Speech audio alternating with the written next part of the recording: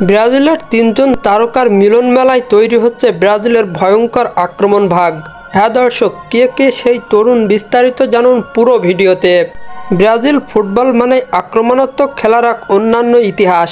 এই ইতিহাসের ধারাবাহিকতায় এবার ফুটবল ভক্তরা পাচ্ছেন নতুন এক স্বপ্নের আক্রমণ ত্রয়ী, যেখানে তিনি তিন তরুণকেই গড়বেন ব্রাজিলের নতুন আক্রমণ ভাগ। খেলার মাঠে তিনজনের দৌড়ঝাঁপ, পাস বিনিময় আর হাসি ঠাট্টা নজর কেড়েছে সবার। কোচ কার্লো আনচেলত্তি তাদের নিয়ে স্পেশাল প্ল্যান তৈরি করছেন। তাদের একজন জোয়াও পেদ্রো ইতিমধ্যেই প্রমাণ করেছেন যে তিনি একজন ক্লাসিক স্ট্রাইকার। চেলসির হয়ে খেলে একের পর এক ধারাবাহিক গোল করে নজর কেড়েছেন তিনি। তার ফিনিশিং ক্ষমতা ব্রাজিলকে ম্যাচ জেতানোর বড় হাতিয়ার হতে পারে।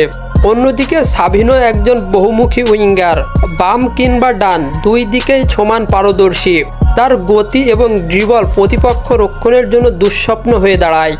সবশেষে এস্তেভাও উইলিয়াম, যাকে ব্রাজিলের নতুন নেইমার বলা হচ্ছে। মাত্র কিশোর বয়সে বড় ক্লাবগুলোর নজর কেড়েছেন তিনি। তার সৃজনশীলতায় আর সাহসী খেলার ধরন ভবিষ্যতে ব্রাজিলের মূল অস্ত্র হতে পারে। এই তিনজনের সমন্বয় হতে যাচ্ছে প্রথমবারের মতো বড় কোনো আন্তর্জাতিক টুর্নামেন্টে। দলীয় সূত্রে জানা গেছে তাদের নিয়ে ধারাবাহিক ট্রেনিং সেশন চলছে।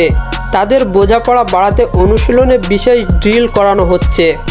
ফুটবল বিশেষজ্ঞরা বলছেন এই তৈরি হলে ব্রাজিলের আক্রমণ ভাগ আগের চেয়ে আরও ভয়ঙ্কর হবে, কারণ এখানে আছে গতি, দক্ষতা আর গোল করার ক্ষুধা। তাদের বয়স কম হলেও মাঠে পরিণত মানসিকতা দেখা যায়।